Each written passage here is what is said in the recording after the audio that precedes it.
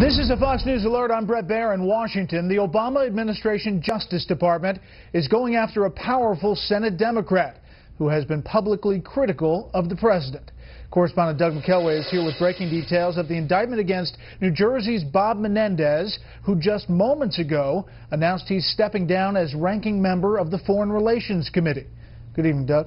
Evening, Brett. Whatever the legal merits of this case, the indictment has already sparked a firestorm that the charges are politically motivated revenge for the Democratic New Jersey senator's deep opposition to two signature Obama administration policies: the opening up of diplomatic relations with Cuba, and more recently, the nuclear negotiations with Iran now underway. Here's Menendez from weeks ago.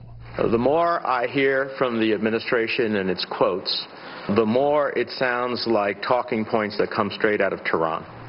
Word of a possible indictment was leaked early this month. At that time, Menendez says he did nothing wrong. Let me be very clear, very clear. I have always conducted myself appropriately and in accordance with the law. Republican South Carolina Senator Lindsey Graham said at that time, and I'm quoting, "He's been a champion on the Iranian nuclear issue. It just doesn't smell right." The indictment centers around Menendez's relationship with his friend and wealthy Florida eye surgeon Solomon Melgen. In 2010, Menendez took at least 3 flights to the Dominican Republic on Melgen's private plane. When the Department of Justice began investigating the trips, Menendez reimbursed nearly $70,000 for the cost of the flights, claiming that his failure to report the expenses was an oversight. Both Menendez and Melgen are facing 22 counts each. Among them, Menendez solicited and accepted domestic and international flights on private jets, first-class domestic airfare, use of Caribbean villas, access to an exclusive Dominican resort, a stay at a luxury Paris hotel, expensive meals, golf outings, and tens of thousands of dollars in contributions to his legal defense fund. The other indictment says that he concealed things of value from Melgen by omitting them from annual financial disclosure reports, and that Menendez intervened in a Medicare billing dispute Melgen had with the Centers for Medicare and Medicaid Services, and that he tried to stop the Customs and Border Patrol from donating used screening equipment to the Dominican Republic so Melgen could sell screening equipment made by a company that he had a stake in. Late today, Menendez's communication director tweeted, and I'm quoting, "Neither Menendez nor his legal team have been informed of any action by a grand jury or DOJ. True to form, DOJ has told the media only." And again, Menendez, as you said, Brett, will be stepping down as ranking member of the Senate Foreign Relations Committee. Menendez and his attorney, Abbe Lowell, will be holding a press conference in Newark, New Jersey at 7 p.m. tonight. We should point out there's no indication that he's stepping down as senator and that he'll still fight this, and we expect to hear that at 7 p.m. tonight. But, Doug, all this comes on the same day the Justice Department announced it will not prosecute former IRS official Lois Lerner. What can you tell us about that? Well, obviously the contrast could not be any starker.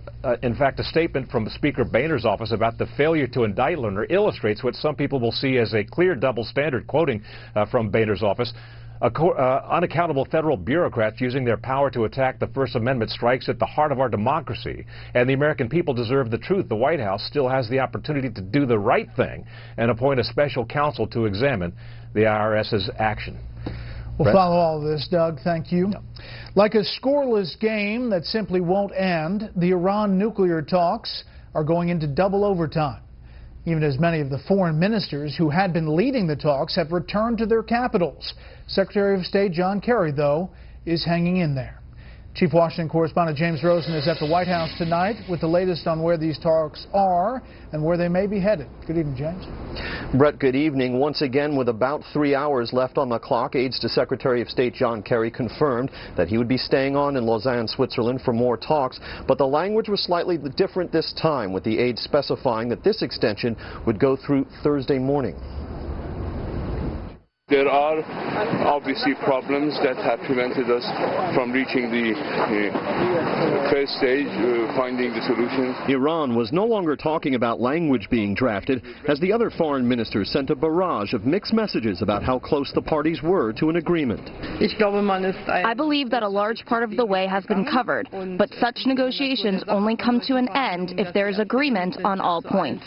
Negotiators barred news cameras from shooting video of the overtime sessions as they had allowed virtually every day before then, but Secretary of State Kerry was captured peering out of his hotel window as if searching for the key to unlock the stalled talks. At the White House, President Obama's spokesman sought to project firmness and the willingness of the U.S. to walk away from the negotiating table. These conversations are not open-ended. Even as he admitted for the first time that the administration is willing to extend the talks beyond their hard deadline of June 30th, an idea the spokesman was eager to note had been floated by an influential Republican. I'm speaking at the chair of the Senate Foreign Relations Committee. Senator Corker, a number of weeks back, indicated that one approach could be leaving the joint plan of action in place, this potential agreement. So that is an option that could be in place if negotiations do not succeed. The latest Fox News poll conducted this week finds Americans souring still further on the president's handling of Iran, with nearly 6 in 10 registered voters disapproving,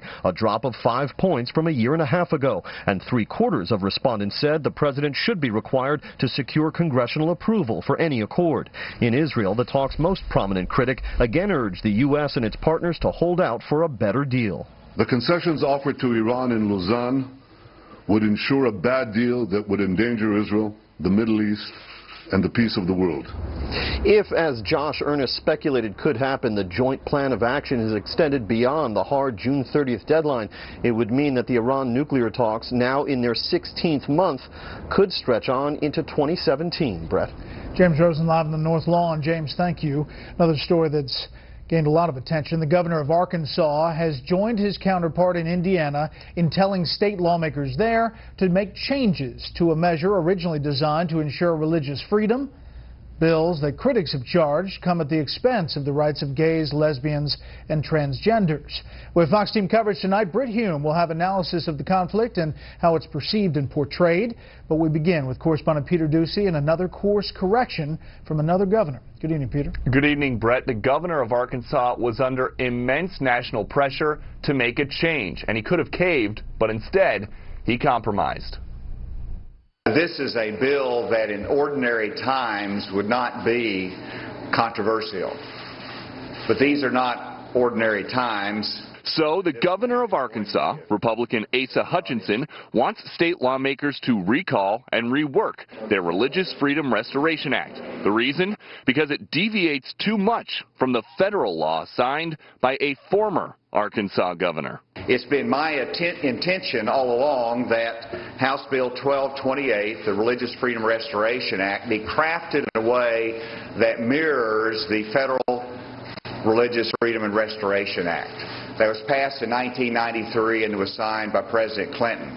By refusing to kill the bill, Hutchinson stood up to the mainstream pushback, including Hillary Clinton, who tweeted today, like Indiana law, Arkansas bill goes beyond protecting religion. And the CEO of Arkansas-based Walmart, who complained, every day in our stores we see firsthand the benefits diversity and inclusion have on our associates, customers, and communities we serve.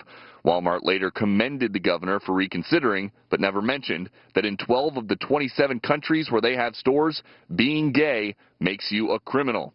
Also missing from many protest scenes, an explanation about how these laws work, the significant burden of proof required, and how long it can take for anyone who has a problem to fix it. The only immediate result that these statutes offer is license to those who own or operate public accommodations to lock the door based on sexual orientation. But in the long run, to challenge the behavior where the door is locked, to ask the court to examine the constitutionality of the statute will take months, if not years. Will an explanation like that make critics feel better? Governor Hutchinson can find out at home. And there is clearly a generational gap on this issue.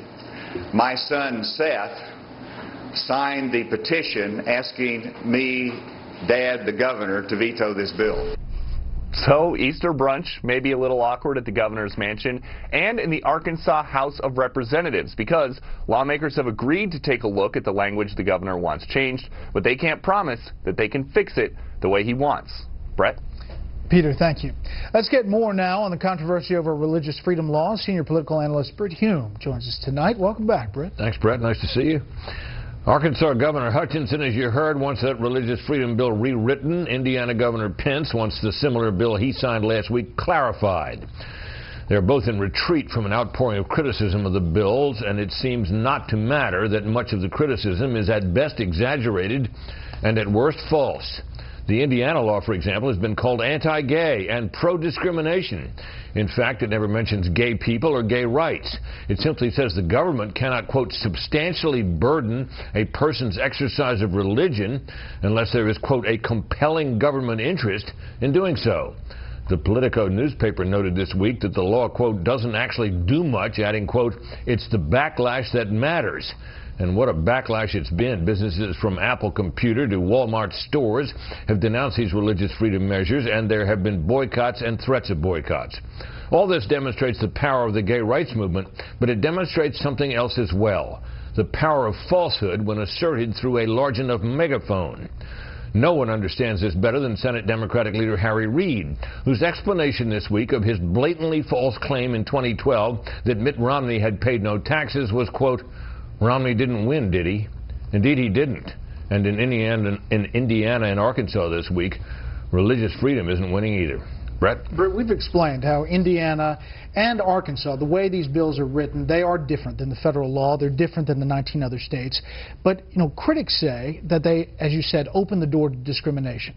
The bottom line is if something happens, this really just provides standing in court. That's right. To make a case. What this would permit someone to do if they were asked to perform a service or do something that they believed was a burden their exercise of religion would be to assert that in court as a defense against the charge that they've discriminated.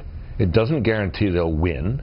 It doesn't guarantee a judge will say it will side with them. It simply gives them a potential defense against a charge of discrimination. And in Indiana, for example, there's no statewide anti-discrimination law, so it's not at all clear that you're any more or less able to discriminate now than you were before the bill was passed. And it's a high burden.